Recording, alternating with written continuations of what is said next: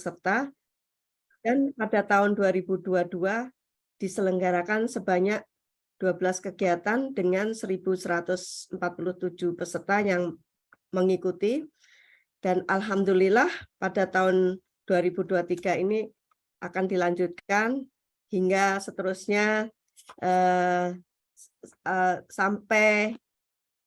sampai kita ini ya, selama masih ada Kementerian Koperasi dan UKM akan terus dilanjutkan karena untuk mengakomodir kebutuhan para pelaku UKM. Capacity building class ini, terutama produksi olahan hasil ternak, dikemas dalam 2 bentuk, yaitu training online dan workshop. Training online diselenggarakan selama 24 jam pelajaran yang dibagi menjadi 3 kali pertemuan, dimulai pada hari ini, besok, dan lusa. Semuanya berjumlah, setiap harinya berjumlah 8 CPL, dan selanjutnya workshop dilaksanakan secara hibrid yang dapat diikuti oleh 20 orang peserta secara offline atau luring, dan kesempatan ini terbuka untuk umum yang akan mengikuti secara online atau selama 16 JPL yang diadakan tanggal 1 dan 2 Februari 2023. Kami berharap program ini memadai untuk bekal pelaku UMKM dengan pengetahuan dan keterampilan dalam berinovasi mengembangkan produk usaha hasil peternakan sesuai dengan standar keamanan pangan, sehingga tahap strategi pemasarannya akan sangat dilakukan dengan sangat lancar dan diterima oleh konsumen, sehingga dengan adanya inovasi dan pengolahan lebih lanjut ini, diharapkan produknya dapat memberikan nilai tambah pada perekonomian nasional. Kami berharap para pelaku UMKM di Indonesia tetap semangat dalam belajar dengan kondisi sesulit apapun, karena SDM yang unggul dan berdaya saing dapat mendongkrak produktivitas nasional. Dengan mengucap Bismillahirrahmanirrahim, saya menyatakan capacity building class produksi olahan hasil ternak resmi dibuka. Semoga UKM Indonesia tetap tangguh, tetap tumbuh. Terima kasih UKM Indonesia. Wabillahi taufik wal hidayah. Wassalamualaikum warahmatullahi wabarakatuh. Terima kasih Bu Eka, kami kembalikan pada Bu Eka. Waalaikumsalam warahmatullahi wabarakatuh. Terima kasih Bu Dwi atas sambutannya dan juga telah membuka acara pelatihan hari ini dan sampai lusa ya Bu. Kemudian Bapak Ibu, pelatihan hari ini terdiri dari 2 sesi. Hari ini sesi pagi sampai jam 12 siang, kemudian kita break sampai jam 1. Jam 1 kita mulai lagi sampai dengan jam 6. Sampai dengan jam 4. Untuk mengefisienkan waktu, mungkin saya langsung saja ke pemateri. Pemateri yang pertama di sini ada Bapak Diki Triutama PhD. Beliau akan menyampaikan materi tentang standarisasi mutu hygiene dan sanitasi produk pangan hasil pangan ternak asal hewan. Sebelum beliau mempresentasikan materi, mungkin saya akan bacakan dulu kurikulum vitae dari beliau.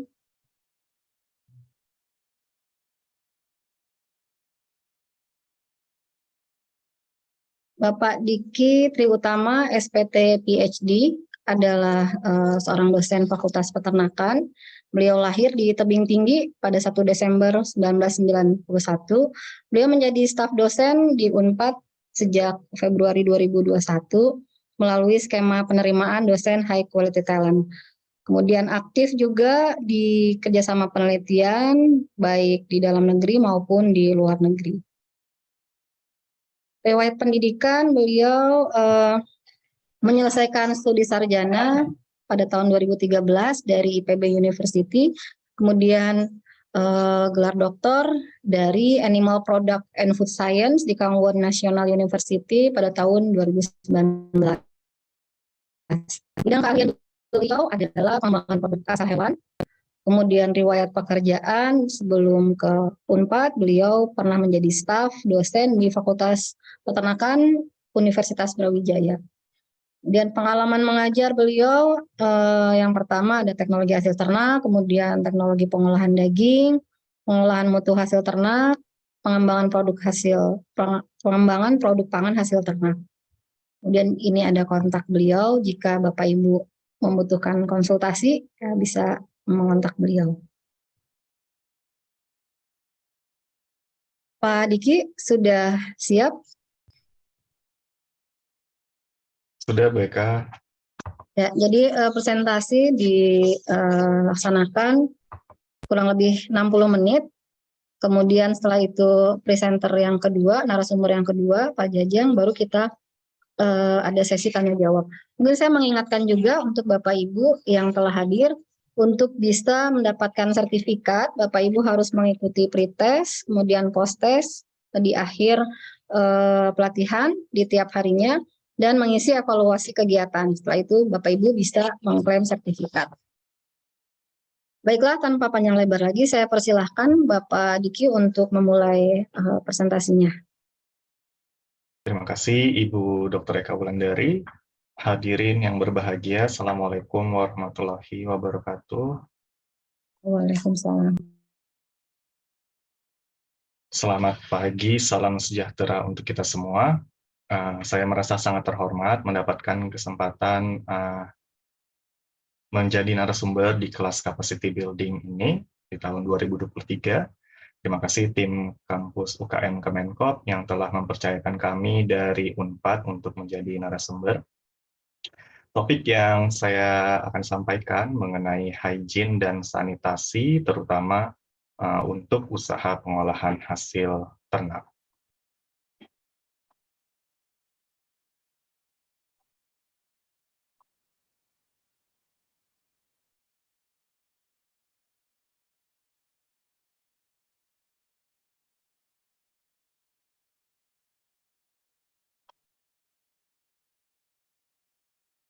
Sebelum beranjak ke pembahasan inti dari topik pagi ini, kita perlu mengenal kembali karakteristik bahan pangan asal hewan yang belum diolah lebih lanjut atau masih mentah, seperti daging, susu, telur, kulit, dan juga jeroan. Bahan pangan tersebut memiliki kadar air yang tinggi karena diperoleh dari makhluk hidup yang komposisi utamanya adalah air.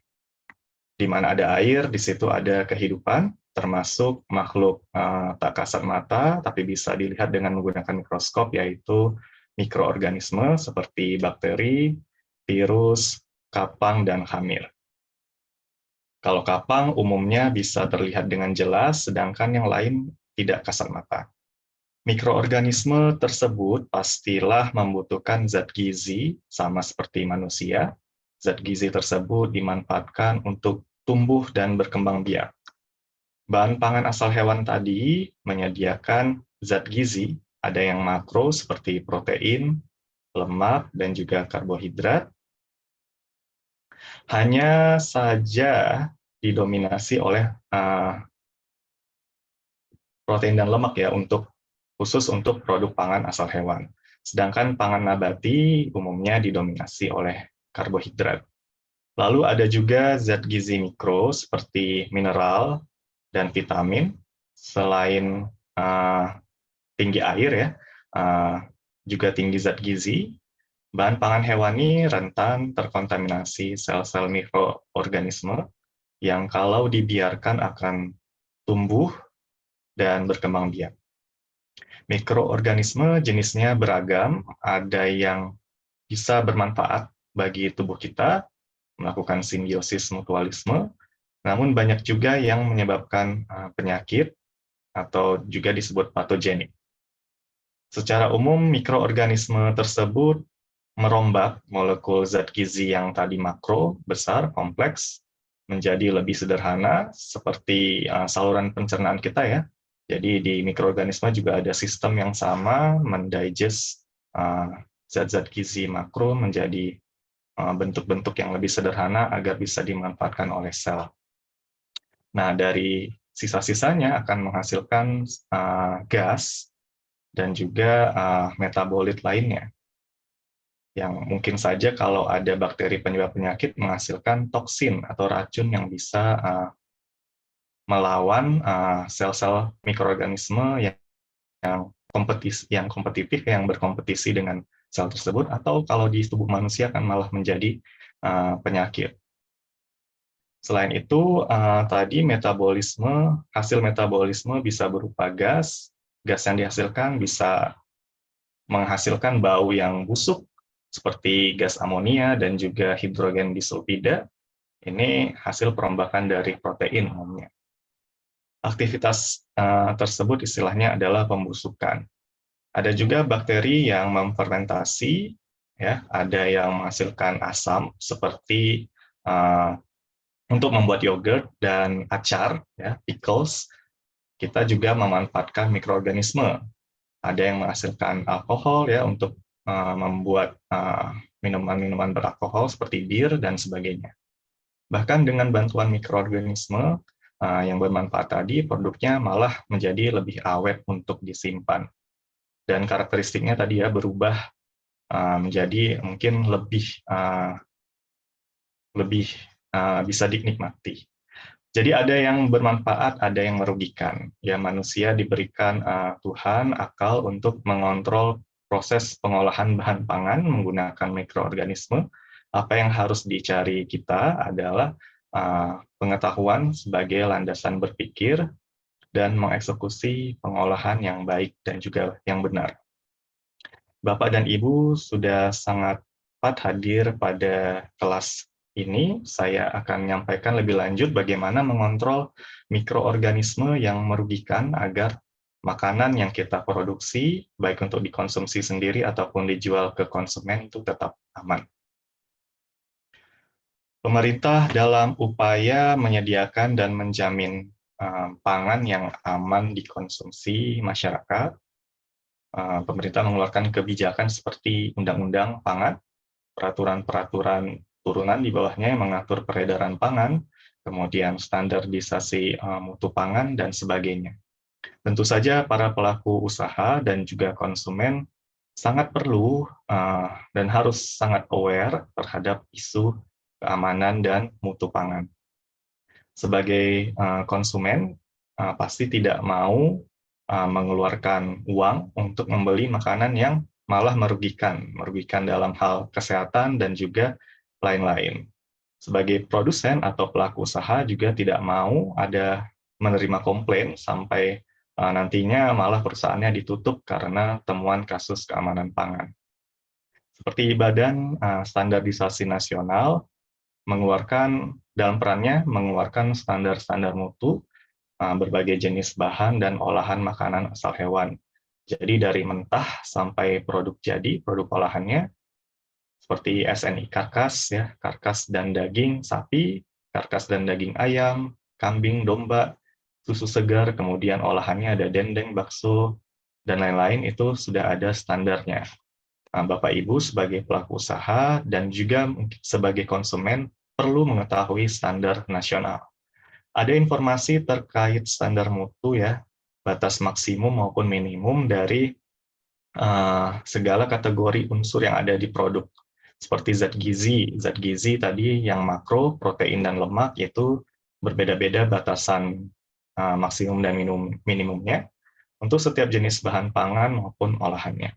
Ada juga batas maksimum cemaran seperti tidak hanya cemaran mikroorganisme, tapi juga ada cemaran logam berat ya yang dapat beresiko menyebabkan penyakit bagi konsumen. Contohnya pada daging ya tidak boleh ada sel bakteri yang namanya salmonella. Ini biasanya salmonella banyak ditemukan di produk-produk unggas dari mentah sampai olahannya, bahkan telur ya Salmonella ini identik dengan produk unggas. Untuk jenis bakteri ini wajib negatif. Jadi selain batasan tersebut, SNI juga memiliki di dalam standarnya ada metode atau acuan untuk bagaimana mendeteksi kategori-kategori tadi ya, termasuk jenis-jenis mikroorganisme yang berbahaya. Jika pelaku usaha ini mengikuti acuan, maka dalam proses penjaminan mutunya akan aman dan juga lancar ya, registrasi produk ke BPOM ataupun sertifikasi lain-lain itu akan menjadi lebih mudah. Ini kami capture dari beberapa isu terkait keamanan pangan yang muncul ya akibat sistem penjaminan mutu di tempat produksinya tidak terjaga. Masalah umum di Indonesia adalah keracunan massal. Penyebabnya tentu bakteri yang menginfeksi saluran pencernaan atau toksin atau racun yang dihasilkan oleh bakteri tersebut. Jadi walaupun makanan kadang panas gitu ya, dipanaskan, itu tidak otomatis membunuh bakteri. Ada bakteri juga yang tahan terhadap panas dalam suhu dan waktu tertentu. Ada juga bakteri yang ketika mengalami stres ya akibat panas seperti itu, dia malah menghasilkan toksin. Nah, si racun inilah yang akan merusak sistem pencernaan kita dan menghasilkan penyakit. Jadi ada istilahnya ada food infection ya dan juga food intoxication. Nah, food infection diakibatkan ketika kita mengkonsumsi makanan yang mengandung bakteri patogen dalam keadaan hidup, di dalam saluran pencernaan kita, bakteri tersebut menginfeksi dan menyebabkan penyakit. Nah, itu food infection. Satunya lagi, food intoxication, itu bakteri menghasilkan racun pada makanan, ya. Jadi meskipun bakterinya selnya mati, tapi racunnya masih bertahan. Racun tadi bisa menyebabkan penyakit. Sehingga sangat penting untuk menjaga masyarakat, diri sendiri dan juga orang lain tetap sehat agar bisa memajukan bangsa dan negara ini. Kita belajar dari pandemi, ketika sekian populasi terdampak, maka ekonomi ya satu negara drop. Jadi wajib bagi semua pihak bekerja sama menyediakan makanan yang terjaga keamanannya. Bisa di lingkup terkecil ya di keluarga kita, di rumah, kita tidak mau kan anggota keluarga kita sakit, misalnya sumber pencariannya dari ayah atau ibu, salah satunya sakit, maka akan mengurangi ya income dari keluarga tersebut. Atau bahkan sampai yang lebih parah lagi sampai meninggal, maka benar-benar keluarga tersebut membutuhkan bantuan bahkan dari orang lain. Yang harusnya makanan ya membuat kita tetap hidup ya, bertahan hidup dan bisa melakukan aktivitas sehari-hari ya, bisa menghidupi keluarga kita, tapi malah makanan tersebut menjadi racun. Berbicara mengenai hygiene dan sanitasi, bisa Bapak Ibu lihat pada gambar lingkaran di sebelah kanan ini yang biru. Hygiene hanya bagian kecil ya, disusul sanitasi dan merupakan satu kesatuan dari keamanan pangan. Dalam praktiknya pun hygiene dilakukan pada setiap individu, sedangkan sanitasi itu antar individu dan lingkungan. Lalu keamanan pangan lebih luas lagi.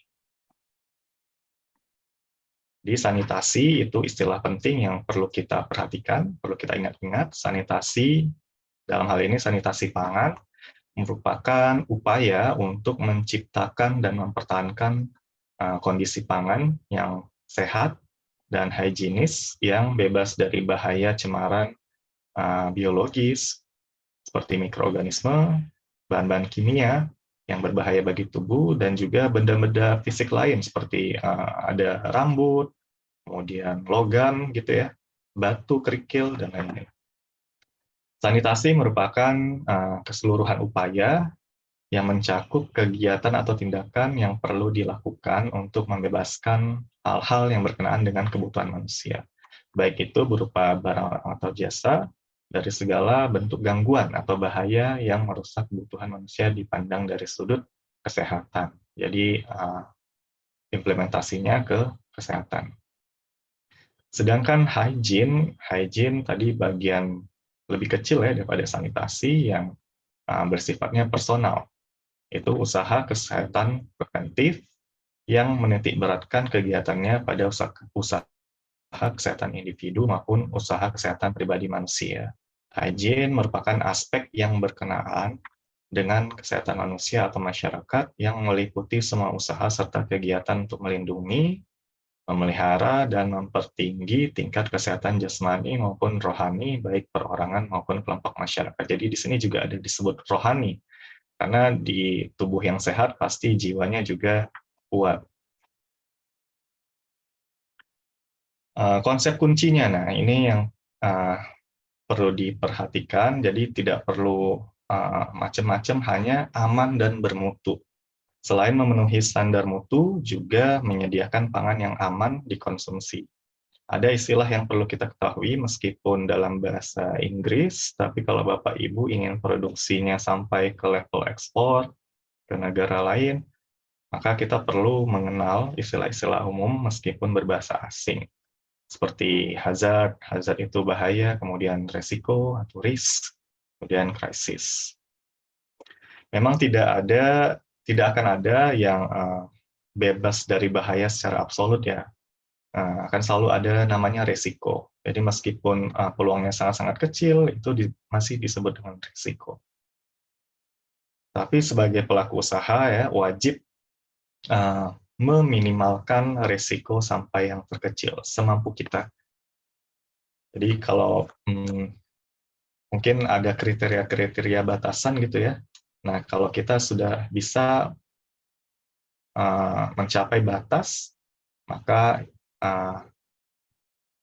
misalnya kita mau sertifikasi produk atau registrasi produk, maka ya aman-aman saja. Jadi kita berupaya sampai menyesuaikan dengan batasan-batasan yang ditentukan.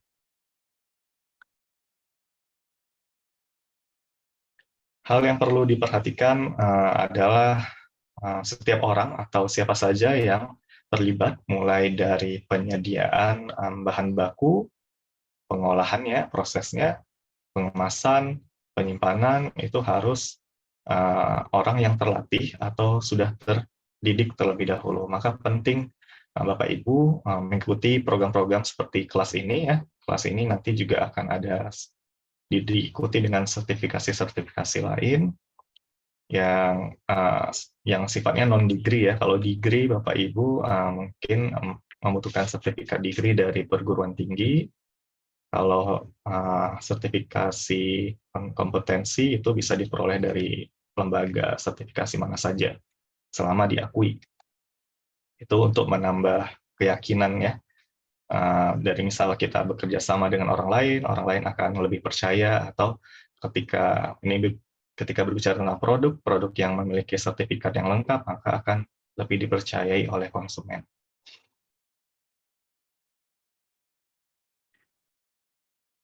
Jadi setiap orang tadi terlibat dari awal ya, penyediaan bahan baku, untuk pengolahan, dan lain-lain harus paham dulu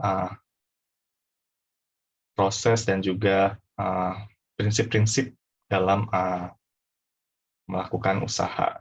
Jadi sejak mulai direncanakan ya untuk dibangun, sudah harus diperhatikan persyaratan yang berlaku ya di suatu lokasi atau negara, bahkan sampai rencana untuk ekspansi. Kemudian bahan pangan dan itu dari mana kita peroleh, kemudian standar-standarnya bagaimana, dan juga produk akhirnya. Pelaku usaha wajib mengenal karakteristik bahan baku dan produk jadinya sehingga paham betul bagaimana menanganinya agar selalu terjaga keamanannya dan nanti tercapai mutu yang diinginkan.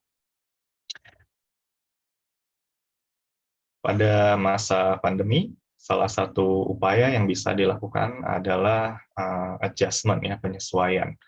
Pelaku usaha harus bisa cepat beradaptasi dengan berbagai kondisi yang mungkin tidak pernah ada sebelumnya. Dulu ada istilah PPKM, ya, setelah jadi pembatasan jumlah karyawan, menerapkan protokol pencegahan penularan COVID-19 dan lain-lain. Jadi mulai dari tempat produksi sampai retail.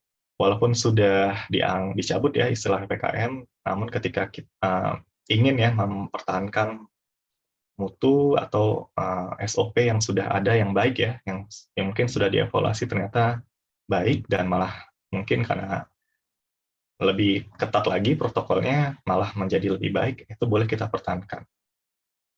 Bahkan pelanggan atau pembeli wajib, ya, sama juga dengan produsen mematuhi protokol yang sama.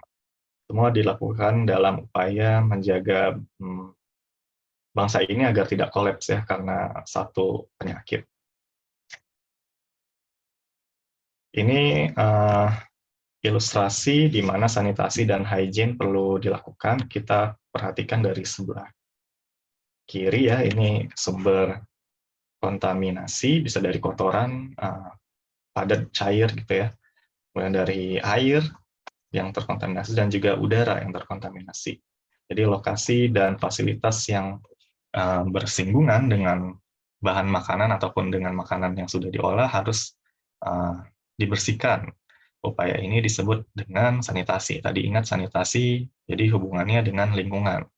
Kalau hygiene hanya terbatas di individu. Termasuk upaya menyediakan air bersih yang layak digunakan, yang layak minum, kemudian upaya pencegahan masuknya hama, serangga, tikus, dan lain sebagainya. Kucing, ya, kalau sekarang banyak banget kucing di perumahan-perumahan gitu. Begitu, itu bisa menjadi sumber penyakit juga. Nah, hygiene karena diterapkan setiap individu, seperti cuci tangan, menggunakan perlengkapan sesuai SOP, ujungnya kita bisa melindungi konsumen. Jika hanya sanitasi saja yang dilakukan, tapi individunya tadi hygiene, personal hygiene-nya tidak, ya tetap saja resikonya tetap tinggi. Resiko tinggi menyebarkan penyakit ke konsumen.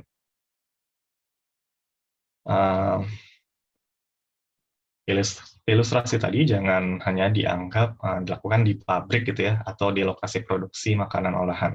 Tapi mulai dari mana bahan baku diperoleh. Nah, tadi bahan-bahan baku asal hewan kan dari farm, dari peternakan di kandang, itu juga perlu mulai diterapkan standar, ya, operasi prosedur yang baik.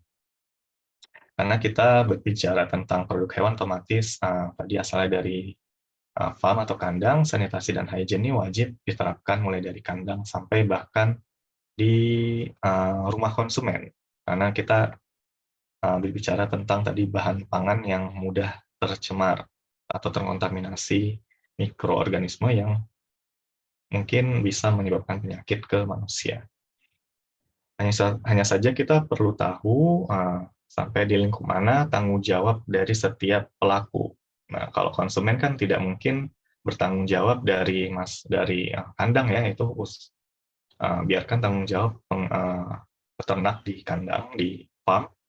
Kemudian yang pelaku usaha mungkin yang hanya mengolah hasilnya, itu berarti mulai bertanggung jawab saat memilih bahan-bahan dari proses procurement-nya.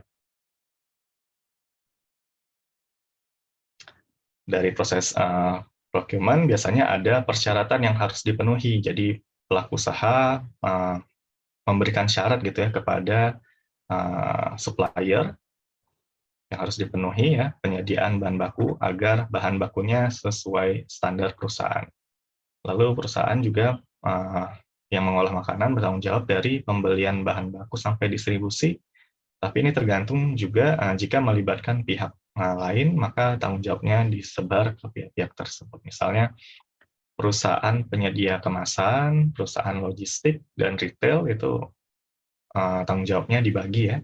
Lalu konsumen setelah membayar, maka jadi tanggung jawab pribadi konsumen. Jika ditemukan produk tidak sesuai dengan informasi, ya, yang tertera pada label kemasan, misal busuk sebelum tanggal kadaluarsa yang sudah ada di kemasan, nah itu konsumen bisa mengajukan komplain ke produsen melalui layanan konsumen. Konsumen harus teliti sebelum membayar, jadi pastikan ketika memilih produk yang akan kita beli, mulai dari kemasan, kemudian mungkin kita bisa melihat brand dan sertifikasi yang tertulis di kemasan, kemudian kondisi kemasan apakah bocor atau ada yang aneh, itu kita punya kebebasan untuk tidak membeli produk tersebut.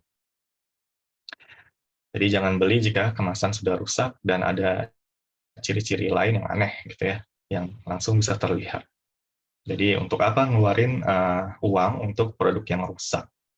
Nah, konsumen yang berani itu biasanya mereka menghubungi langsung layanan konsumen tadi, ya, selayaknya pahlawan. Jadi jika dalam satu batch produksi itu banyak ditemukan kelainan seperti itu, harusnya perusahaan berani melakukan recall.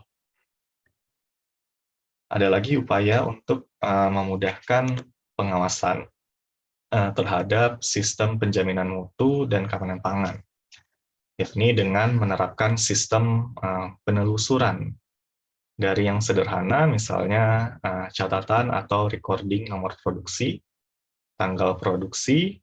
Tadi contoh layanan konsumen membutuhkan informasi tersebut ketika konsumen komplain, maka konsumen harus menyebutkan misalnya batch keberapa dari nomor produksi, kemudian ada tanggal produksinya. Ada yang lebih canggih lagi pakai barcode, informasinya lengkap ya, di database tinggal di-scan, mulai dari bahan baku, diperoleh dari mana, sampai di retail, yang mana produknya, retail mana produknya dijual.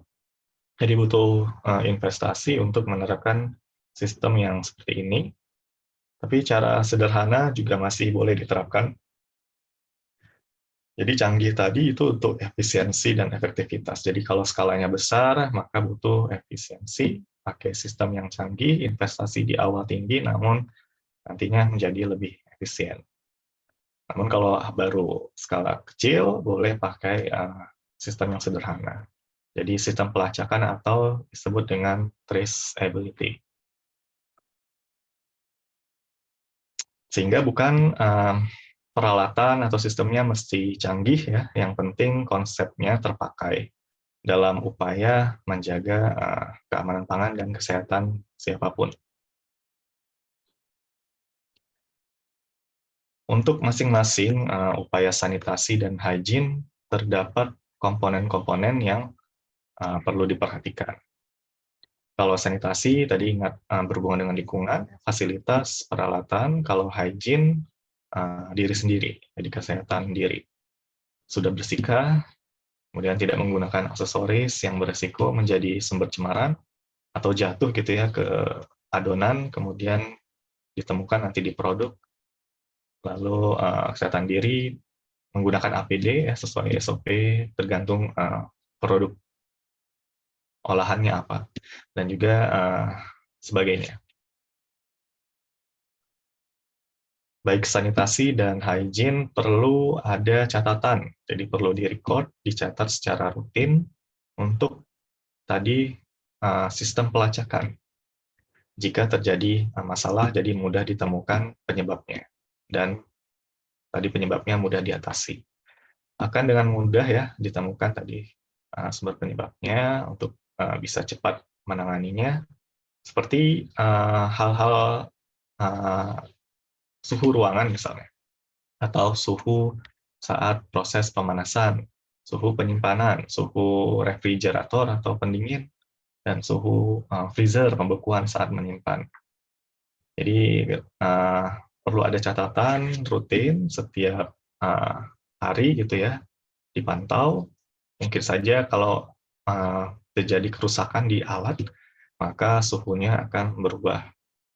Jadi perlu ada perbaikan ketika kita tahu tadi dari catatan. Kemudian intensitas pencahayaan juga perlu dikontrol. Ini akan mempengaruhi nanti nggak hanya kualitas produk, orang-orang yang bekerja di dalamnya ya, keamanan orang bekerja di dalamnya, itu akan juga bisa dipengaruhi oleh pencahayaan. Jadi untuk mencegah kecelakaan, nah itu pencahayaan perlu dikontrol, nanti kan juga nanti ujungnya akan mempengaruhi kualitas produk. Kalau ada kejadian sesuatu ya, produknya juga akan gagal. Lalu piket, apakah sudah atau belum ya, untuk ngecek tadi jadwal pembersihan misalnya, tanggal-tanggal maintenance alat. Nah, sekarang contohnya pakai dulu waktu masih dipakai sih sekarang Peduli Lindungi ya. Kalau ingin mengakses sarana publik itu harus ada scan-scan. Ini juga termasuk upaya pelacakan atau traceability tadi. Jadi marilah kita saling menjaga demi kemajuan bangsa ini, ya, karena bangsa yang maju pastilah bangsa yang kuat dan sehat. Jadi dimulai dari kecil, anak-anak kita jaga, rawat, menjadi orang yang tumbuh menjadi orang yang kuat dan sehat, nanti dia bisa berkontribusi untuk bangsa dan negara. Jadi punten ini saya break sebentar, jika ada pertanyaan silakan sampaikan di kolom chat. Sebentar saja.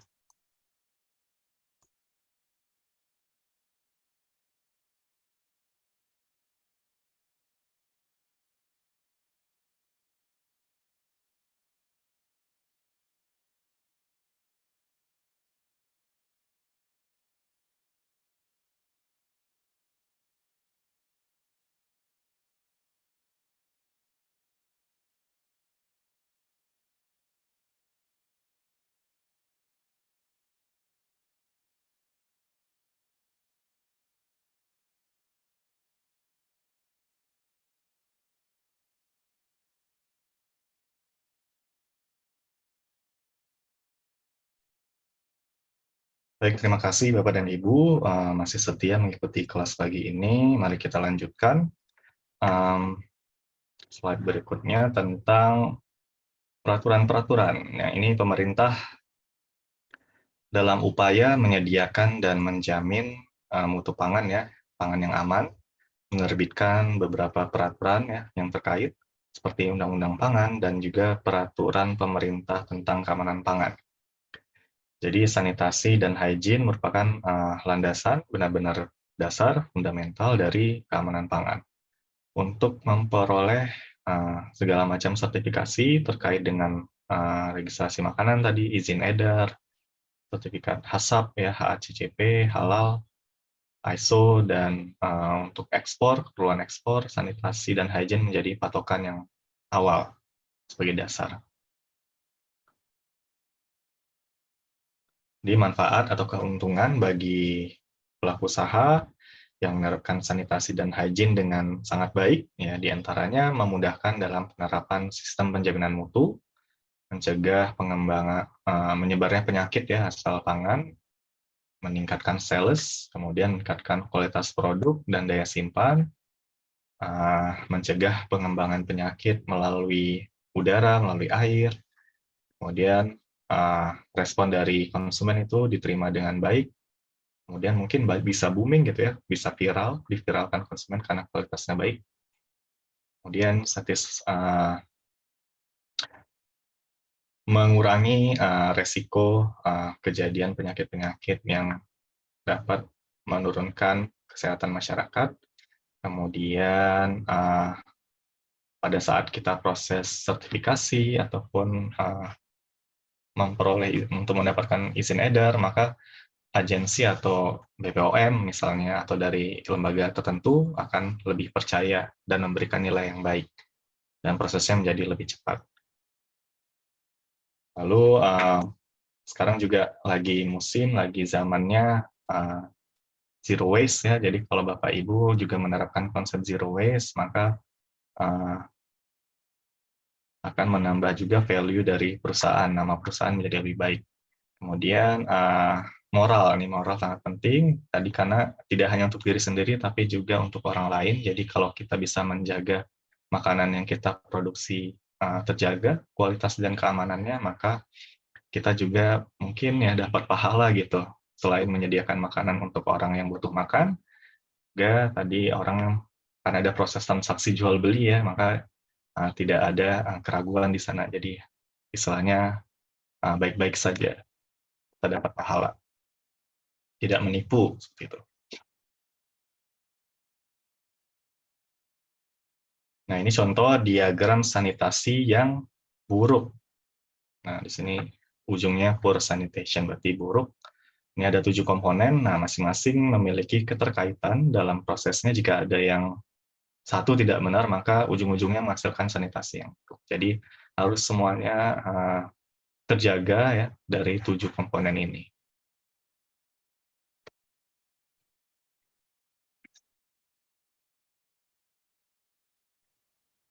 Ini contoh-contoh kebiasaan yang sebaiknya, ini terkait dengan hygiene, kebiasaan-kebiasaan individu yang sebaiknya dilakukan dan yang dihindari.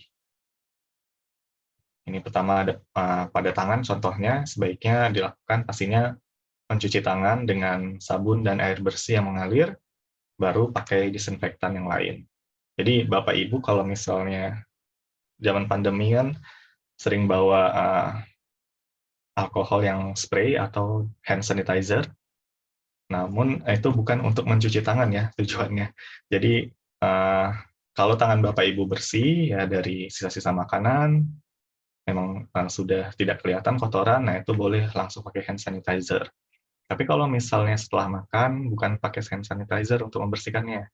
Jadi tetap harus dibersihkan dengan sabun dan air mengalir, baru kemudian dipakai sanitizer.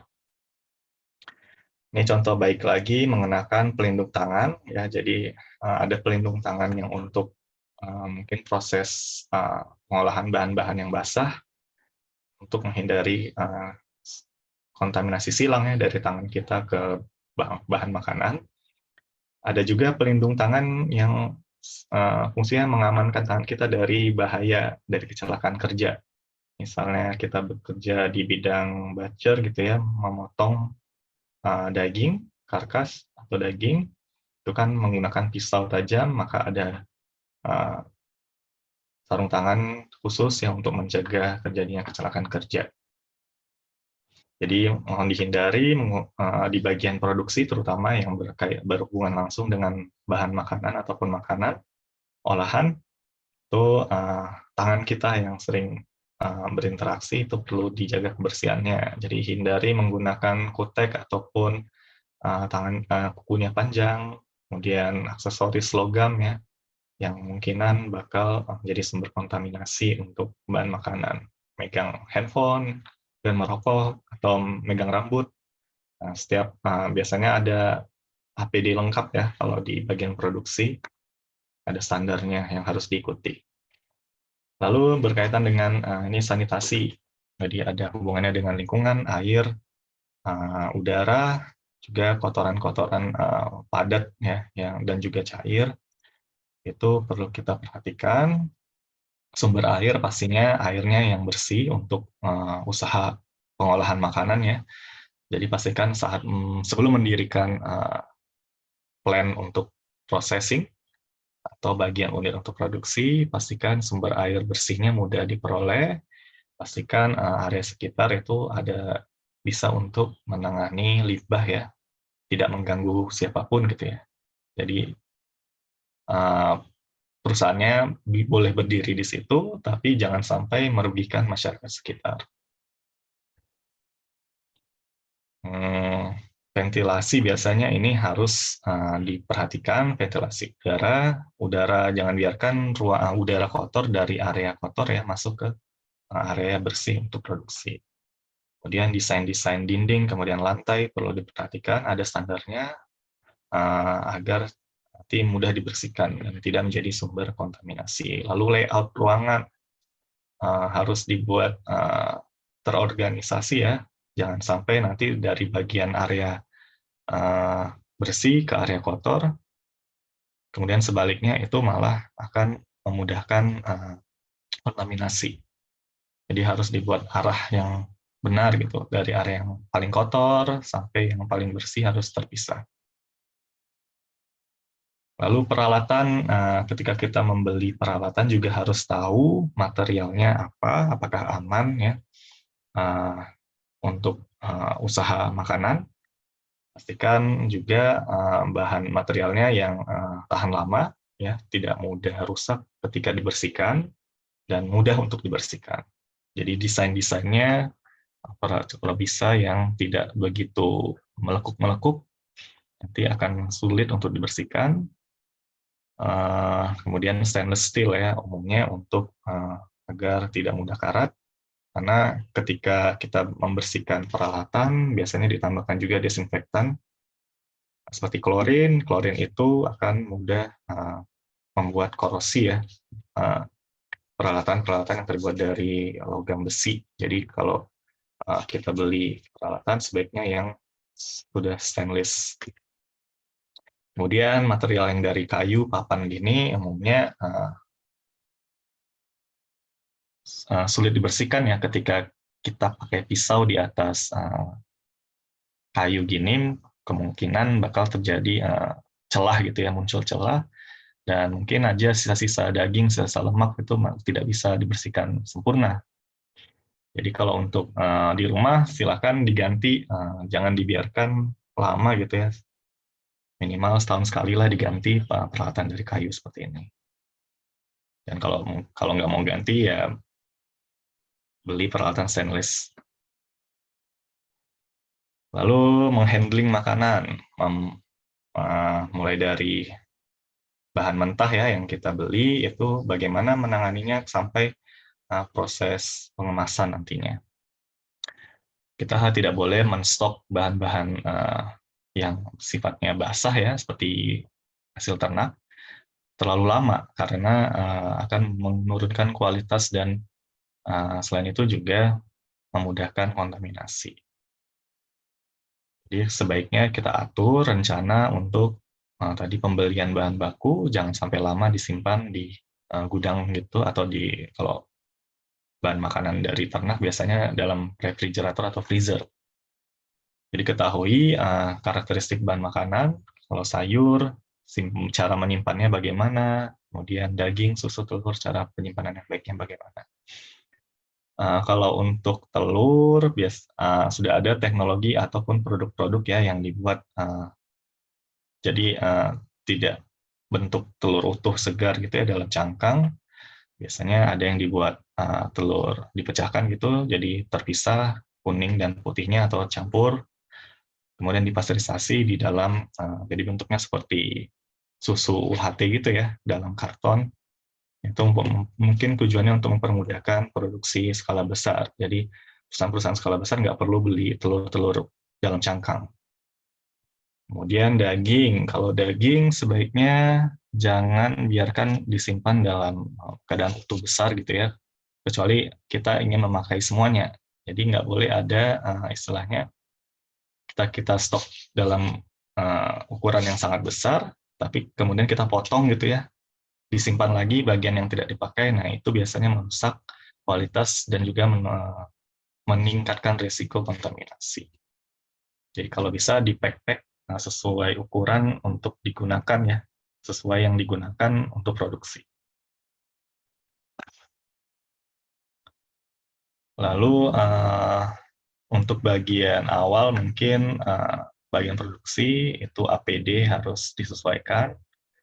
Lalu peralatan tadi juga harus disesuaikan, jangan sampai yang mudah menjadi sumber kontaminan. Untuk bahan-bahan tepung biasanya ada hama, kutu gitu ya, jadi ketika kita membeli kita harus perhatikan kualitas. Jangan sampai ketika kita simpan, malah kutunya semakin banyak gitu yang akan menularkan ke stok-stok yang kita simpan lainnya.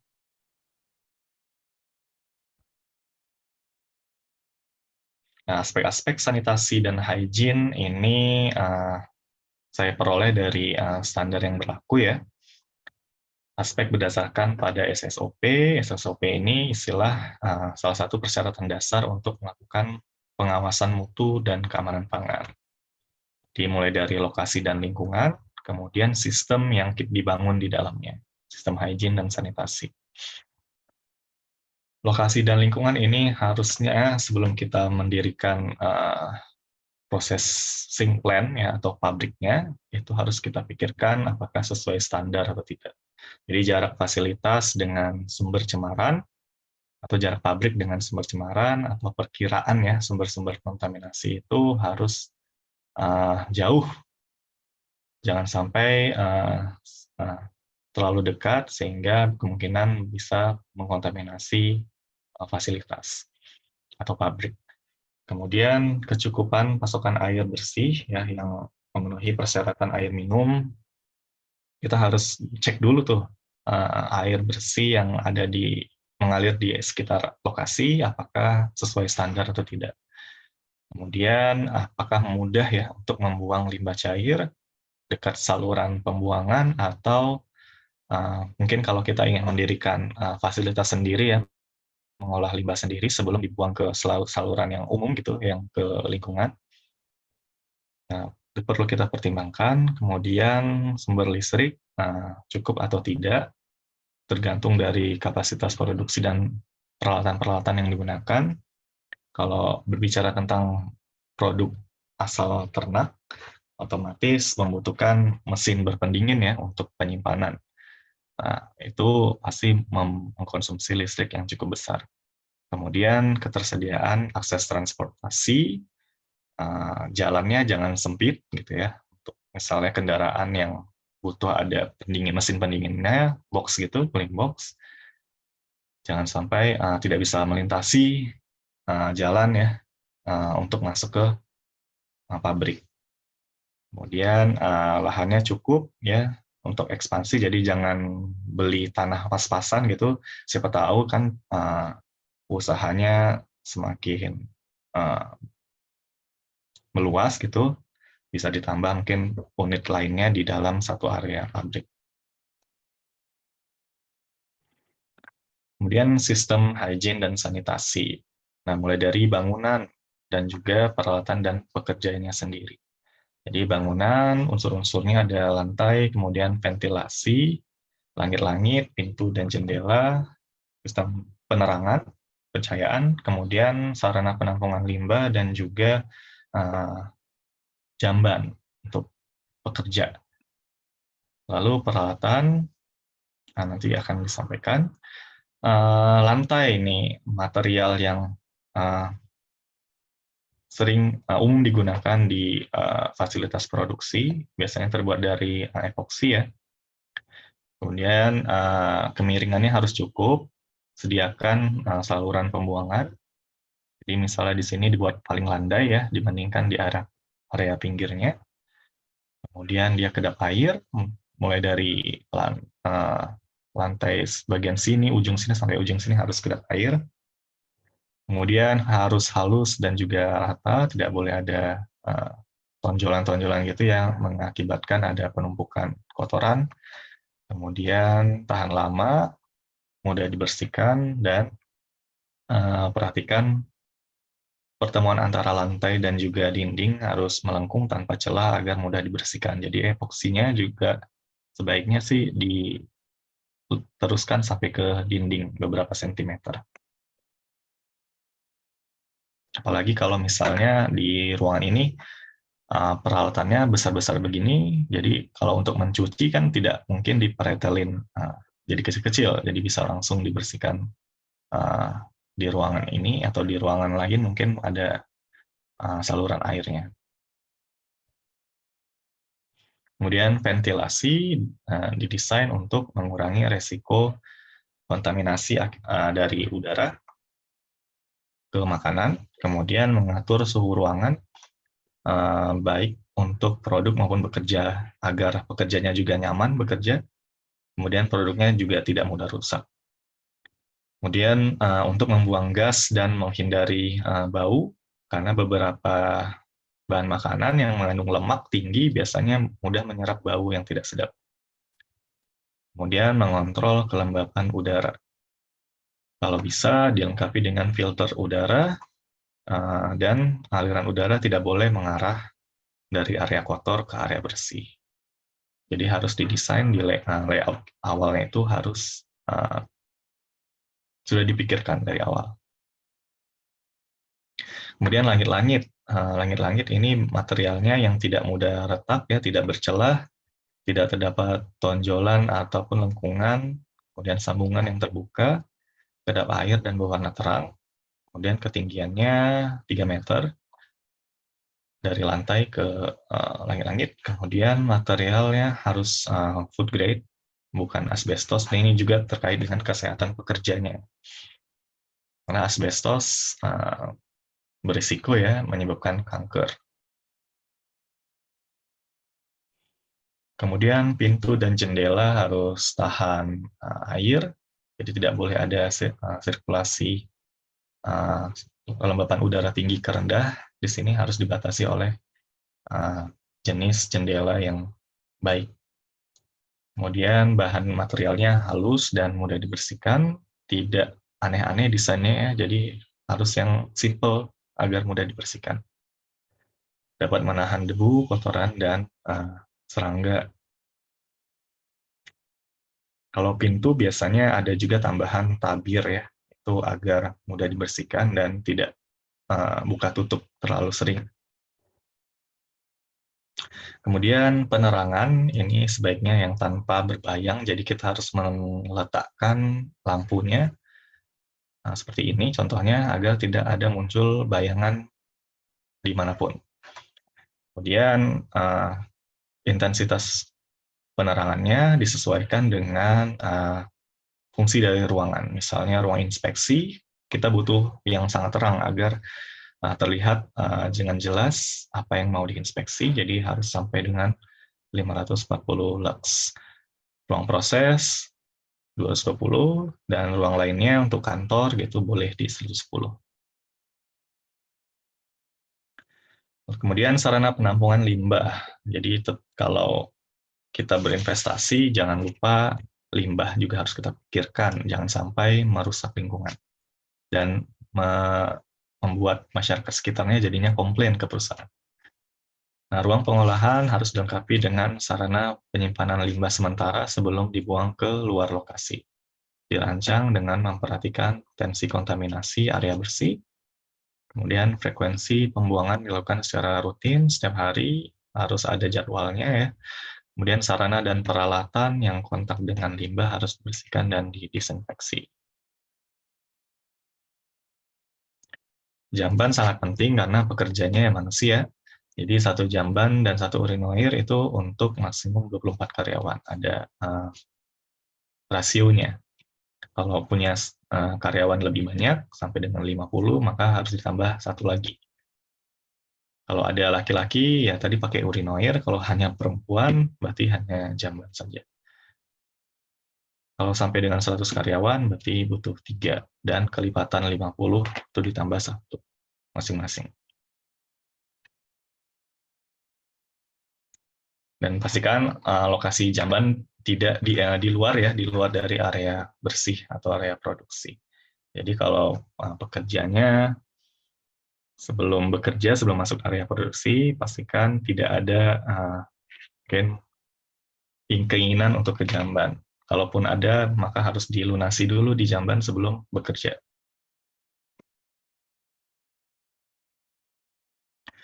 Kemudian peralatan harus bebas dari celah atau lubang-lubang atau sambungan yang menyebabkan penumpukan kotoran gitu ya.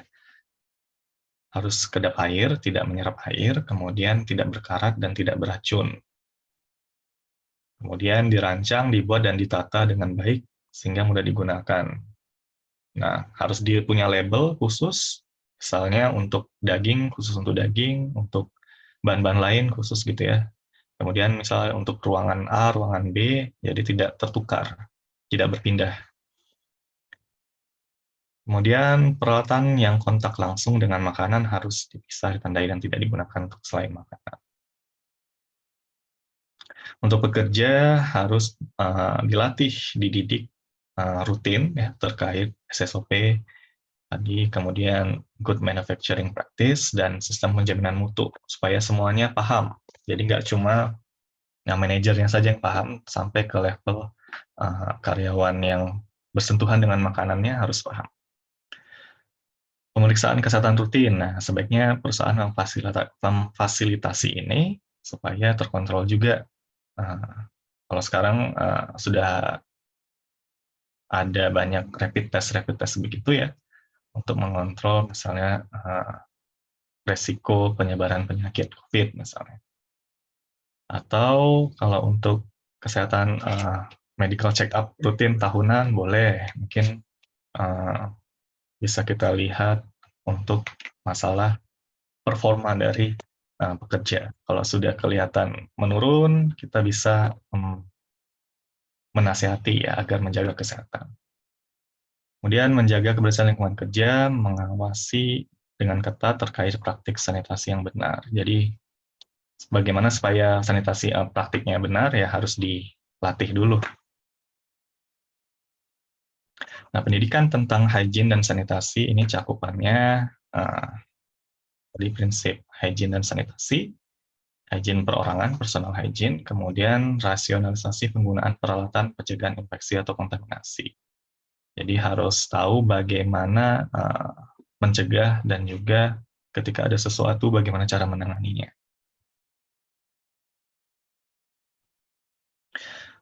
Nah, jenis sanitizer ini atau disinfektan perlu diketahui ketika kita ingin membeli sanitizer atau disinfektan dan ingin menggunakannya. Ingat baca petunjuk dan juga kenali peraturan yang berlaku.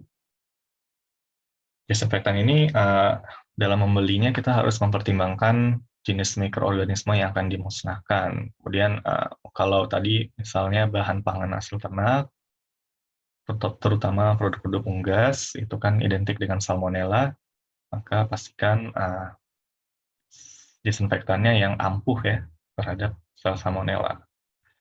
Kemudian kondisi atau sifat air yang digunakan, biasanya nggak digunakan murni gitu ya, harus dicampur dengan air bersih ketika menggunakan.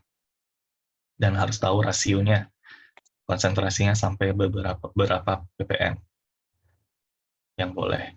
Kemudian objek yang akan disanitasi, apakah bahan yang mengandung air atau peralatan stainless atau peralatan kayu, itu perlu diketahui bagaimana reaksinya ketika menggunakan disinfektan. Kemudian stabilitas bahan dan juga harga, kita bisa milih mana yang ampuh namun harganya murah, kemudian mana yang cukup ampuh, harganya mahal tapi bisa stabil lebih lama.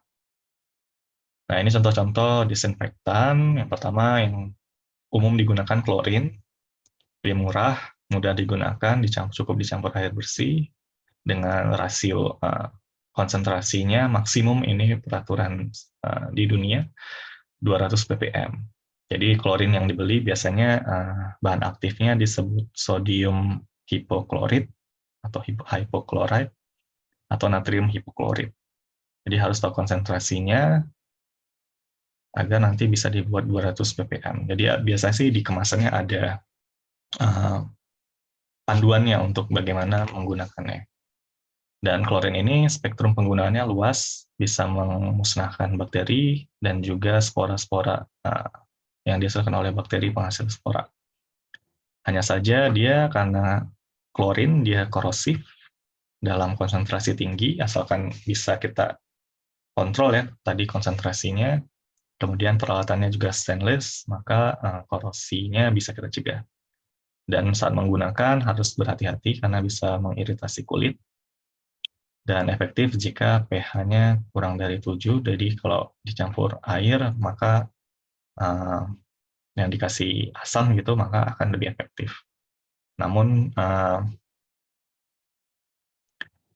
klorin ada baunya ya, seperti bau di kolam renang, nah itu bisa menyisa ke peralatan dan akhirnya ke makanan. Jadi harus ketika setelah menggunakannya, setelah disinfeksi harus dibersihkan sampai klorinnya hilang. Kemudian ada iodophor, ini seperti antiseptik terbuat dari iodin. Dia ketika bereaksi dengan tepung biasanya membentuk warna kebiruan. Jadi kalau bahan-bahan Bapak Ibu menggunakan bahan-bahan yang mengandung tepung, pati-patian, kalau pakai disinfektannya iodophor bisa mengakibatkan munculnya warna kebiruan. Dan tidak terlalu efektif melawan spora yang dihasilkan oleh bakteri tertentu. Nah, spora ini istilahnya telurnya bakteri ya. Ketika bakteri mengalami stres gitu, ada kecaman panas ataupun kita kasih disinfektan, maka bentuknya akan berubah menjadi spora atau telur. Nah, kalau telurnya masih tetap hidup, maka nantinya bisa berkembang biak lagi. Jadi kalau pakai iodofor sepertinya harus pastikan ada kombinasi dengan treatment yang lain agar sporanya hilang. Nah, keuntungannya dia tidak korosif, kemudian mudah untuk mengecek apakah masih tersisa atau tidak. Yang terakhir ada amonium kuartener, ini efektif pada pH netral baiknya, kemudian tidak korosif, tidak berbau, tidak berpengaruh terhadap sisa makanan, tadi tidak mengakibatkan perubahan warna, dan tidak menyebabkan iritasi. Tapi kerugiannya rada mahal, tidak kompatibel dengan deterjen, jadi kalau peralatan gitu biasanya dibersihkan pertama kali secara kelihatan ya, kotoran-kotoran kelihatan dengan air mengalir dan juga sabun atau deterjen, baru kemudian disinfeksi. Dan ini juga kurang efektif terhadap spora bakteri. Jadi harus tetap ada mungkin pakai panas gitu ya, atau pakai UV untuk proses selanjutnya. Nah, ini mohon diingat 8 kunci SSOP, mulai dari keamanan air dan juga es, kebersihan peralatan kontak makanan, pencegahan kontaminasi silang, kemudian perawatan fasilitas toilet, cuci tangan, dan bahan sanitasi, perlindungan produk, bahan pengemas, dan bahan kimia yang kita gunakan, label, pengawasan kesehatan karyawan, dan pengendalian hama. Ini adalah 8 kunci SSOP yang perlu kita perhatikan. Baik, untuk materi dari saya cukup sekian. Terima kasih atas perhatian Bapak dan Ibu yang sudah menyimak dari awal. Saya tutup. Assalamualaikum warahmatullahi wabarakatuh. Nanti masuk ke sesi diskusi. Baik, terima kasih Bapak Diki Triutama yang telah memberikan materi. Mungkin nanti kita tanya jawabnya setelah materi dari Bapak Dr. Jajang, Pak Diki ya? Baik, Bu. Ya, sebentar saya buka dulu.